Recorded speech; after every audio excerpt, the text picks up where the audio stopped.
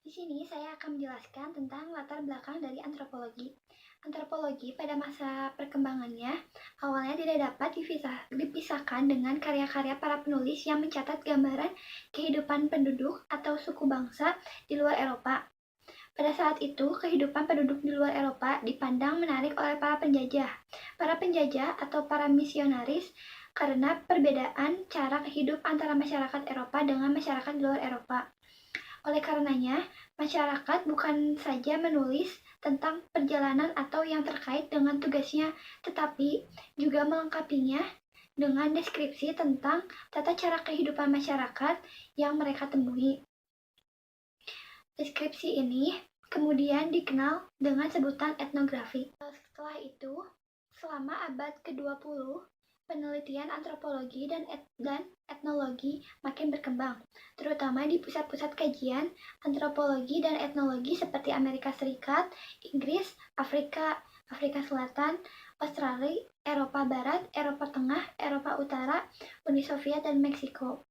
Di Indonesia, bahan-bahan etnografi juga telah dikumpulkan, terutama menyangkut adat istiadat, sistem kepercayaan, struktur sosial, dan kesenian. Antropologi adalah berasal dari kata Yunani, yaitu antroposologi, antropos dan logos. Antropos artinya manusia, sedangkan logos artinya ilmu. Jadi, secara harfiah, antropologi adalah ilmu tentang manusia. Dalam tinjauannya, antropologi dibagi menjadi dua ya. Yang pertama adalah manusia sebagai makhluk biologi atau organik. Yang kedua adalah manusia sebagai makhluk sosial dan budaya. Antropologi menurut para ahli. Yang pertama adalah menurut Kojangningrat. Antropologi adalah ilmu yang mempelajari umat manusia pada umumnya dengan mempelajari aneka warna, bentuk, fisik, masyarakat, serta kebudayaan yang dihasilkan. Yang kedua adalah menurut David Hunter. Antropologi adalah ilmu yang lahir dari keinginan yang tidak terbatas tentang umat manusia. Yang ketiga adalah menurut William A. Haviland. Antropologi adalah studi tentang umat manusia, berusaha menyusun generasi yang bermanfaat tentang manusia dan Tujuan antropologi yang pertama adalah dapat mengetahui perilaku tiap masyarakat dari berbagai suku dan bangsa. Yang kedua adalah dapat memperluas wawasan terhadap karakteristik suku dan bangsa Indonesia. Yang ketiga adalah dapat mengetahui berbagai macam permasalahan dalam masyarakat sehingga mampu menyelesaikannya. Teori antropologi, dan saya akan mempresentasikan tentang teori dan konsep antropologi. Yang pertama, tentang teori. 1. Teori orientasi nilai budaya dari Clark Hunt. Ia menyebutkan bahwa suatu konsepsi yang umum tentang alam, hubungan manusia dengan alam, dan hubungan manusia dengan manusia. Yang kedua, ada teori evolusi sosiokultural, paralel, konvergen, divergen, Sahlins, dan Harris. Dalam teori kedua ini, maksudnya tidak ada perkembangan ke arah keadaan akhir. Lalu yang ketiga ada teori evolusi kebudayaan Lewis. Dalam teori ini, Lewis menyebutkan ada 8 tahapan tentang evolusi kebudayaan secara universal. Yang pertama, zaman liar tua, yaitu zaman menemukan api. Yang kedua, zaman liar madya, yaitu menemukan busur panah. Yang ketiga, zaman liar muda, yaitu mendapatkan alat tembikar. Yang keempat, zaman barbar tua, yaitu manusia mulai beternak dan bercocok tanam. Yang kelima, ada teori barbar madya, yaitu membuat benda dari logam. Yang ketujuh, ada zaman barbar muda, yaitu mengenal tulisan. Dan yang terakhir, ada peradaban masa kini. Lalu yang keempat, ada teori evolusi animisme dari Taylor dan Fraser, yaitu animisme itu kepercayaan pada semua benda. Yang kelima, ada teori evolusi keluarga Beethoven.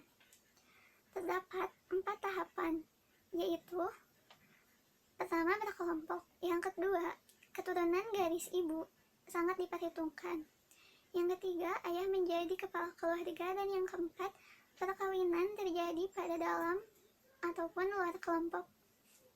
Yang keenam, ada teori upacara sesaji Smith. Dimaksudkan bahwa manusia menyajikan sebagian dari seekor binatang, terutama darahnya kepada dewa.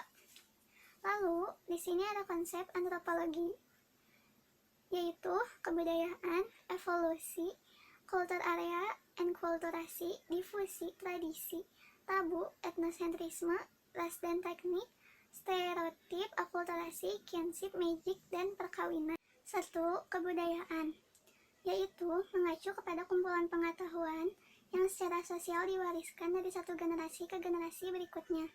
Yang kedua ada evolusi, merupakan gagasan bahwa bentuk-bentuk kehidupan berkembang dari suatu bentuk lain.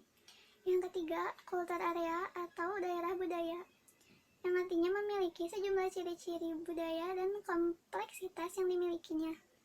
Yang keempat ada enkulturasi, mengacu pada proses pembelajaran kebudayaan. Yang kelima ada difusi, artinya proses penyebaran unsur-unsur kebudayaan secara meluas. Yang keenam ada akulturasi, yaitu proses pertukaran budaya. Yang ketujuh ada etnosentrisme, artinya berpikir bahwa kebudayaan dirinya itu lebih baik dari segalanya. Yang kedelapan ada tradisi, yaitu pola perilaku atau kepercayaan yang telah menjadi bagian dari suatu budaya yang telah lama dikenal.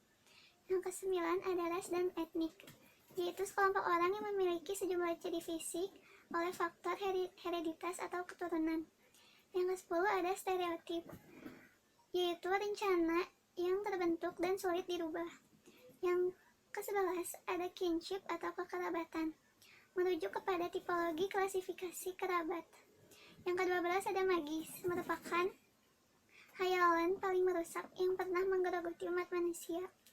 Yang ke-13 ada tabu, yang artinya terlarang. Yang ke-14 ada perkawinan, mengacu kepada proses yang formal. Lalu selanjutnya ada ruang lingkup antropologi. Terdapat beberapa ruang lingkup dari antropologi, yaitu diantara lain yang pertama, masalah sejarah asal dan perkembangan manusia dilihat dari ciri-ciri tubuhnya secara evolusi yang dipandang dari segi biologi. Yang kedua, masalah sejarah terjadinya berbagai ragam manusia dari segi ciri-ciri fisiknya. Yang ketiga, masalah perkembangan, penyebaran, dan terjadinya beragam kebudayaan di dunia.